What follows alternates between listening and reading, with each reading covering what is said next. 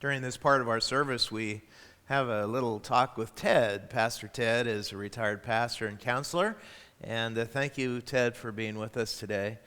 We've been talking about issues related to being isolated, and we've talked about loneliness. I forget what are fear, anxiety, and so if people want to see some of those past talks, they could go to our YouTube channel and take a look at those. And today we're going to be talking about loss and what that means, because people are losing things right now, right? They're losing contact, maybe jobs, security.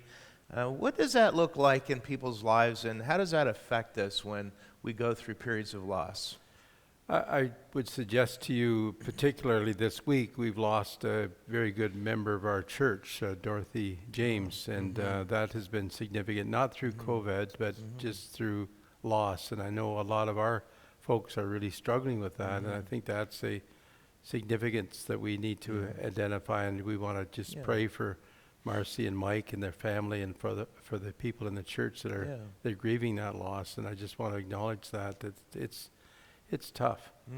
And you did a good job in your podcast talking about the different areas of loss, and I think if anybody want to go back and look at that, it might be a good idea to go back and check that and just listen to what you said, because I don't want to repeat necessarily what you've done, but it may be a little overlap. But I particularly identify for me a professor I had when I was doing my master's degree. His name was Bill Webster. And Bill has some significant stuff on loss that if you wanted to go to griefjourney.com and look that up, it might be a good source. Because some of the stuff we want to talk about today is from Bill. He's like I said, my mentor, and I really appreciate some of the things he says. And so when I'm talking about loss, it's a very general subject, because you've already identified it could be loss of a job, could be loss of a person in death. We've had a lot of deaths in people our country. Are losing their lives from COVID That's now, right? And the problem with that is it intensifies it, because many of them could not be with their loved ones, especially in a nursing home or a hospital with the situation today. And that's significant. I wanted to read you a definition. I think it's probably one of the best definitions I've ever heard, and it's from Bill Webster. It says, grief is normal, bewildering cluster of ordinary human emotions arising in response to a significant loss, intensified and complicated by the relationship we've lost. Let me just repeat that. Grief is normal, but bewildering cluster of ordinary human emotions arising in response to a significant loss, intensified and complicated by the relationship we've lost. I think we've got a lot of complicated grief today, because it's not just the loss maybe of a loved one, but it's a loss of a job, it's a loss of the freedom to roam around. I feel that sometimes. I like to get out and get around, but now you were kind of isolated at our homes, and so that can kind of make it a little tougher too. And the problem is that we've never been taught how to lose things. That's right? Right on. And so when we do, we don't hardly know what to do. That's right. And so we have to find a place to allow that loss to be expressed in our hearts and our lives, and understand that God knows that, God understands that. But the grieving part of the loss is a normal reaction, and the acuteness of that will be for a season, but after a while it's a little easier. I may say, I lost my father when he was 57 years old, 41 years ago.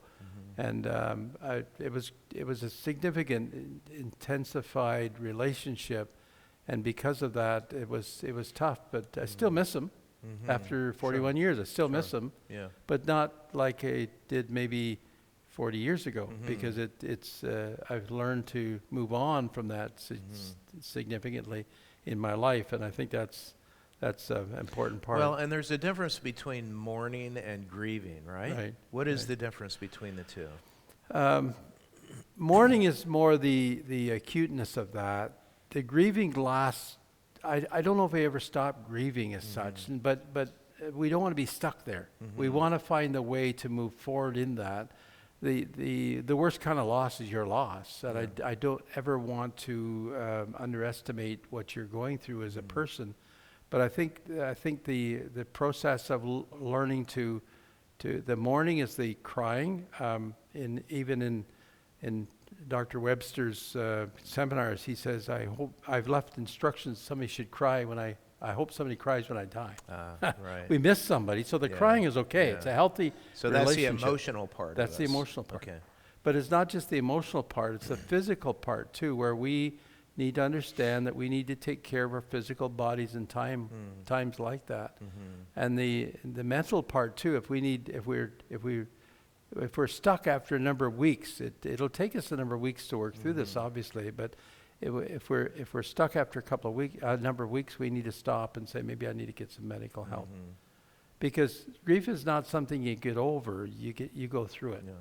And as you go through it, you become a much larger person, because you start to understand the difference between the mourning part and the grieving part. And I grieve. I still grieve once in a while, but I'm not stuck there. I've been able to move on from that. And if not medical help, at least some counseling, somebody that can guide you through that process of grieving. I think it's important too to understand that it can affect us spiritually as well. We can find ourselves saying, why God? And that's a normal reaction.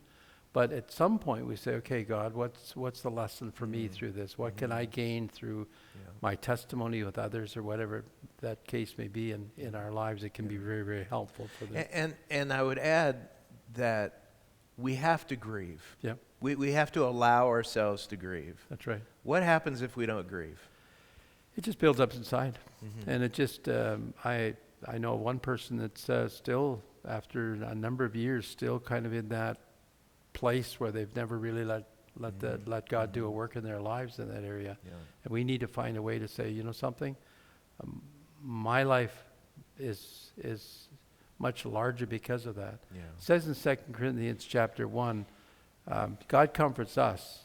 And what's the reason? That we might be able to comfort others. Right. And as I see that that's kind of my theme verse when I'm talking about grief, because my grief will help somebody else, because I can share with them what's happened in my life. And sometimes even in the church, we don't deal enough with what that grief looks like, and how can we deal with that. Grief is hard work.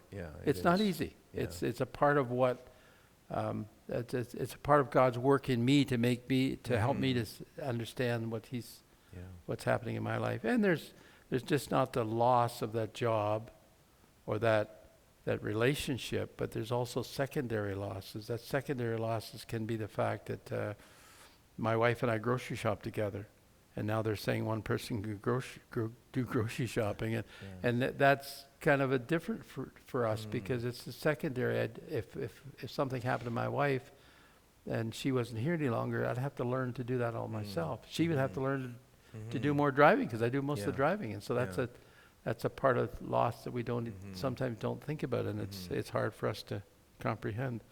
But also grief comes and goes. There's points in time where we feel we're doing okay, and then something will come along. We'll hear a song that was maybe sung at the funeral, and all of a sudden that comes back again, and that's just a normal part of that grieving process. Good. We're going to continue this conversation because I think it's large enough that there's a lot more we could say about it. And a lot of people are going through that grief process right now. And we're concerned that people would go through it properly and actually go through it and not just stuff it down or to try to cover it over. But it's a really important thing that we learn how to grieve. Right? It's very important too. So we're going to be talking about that more, and I hope that this has been helpful for somebody today. Thank you for sharing that with us. Next week we'll continue this conversation. Please respond to us through the email, or just give the church a call if you need to talk to somebody. Pastor Mark, myself are here. We'd be glad to spend some time on the phone with you, just to help you to work through whatever God has allowed in your life. Excellent. Thank you.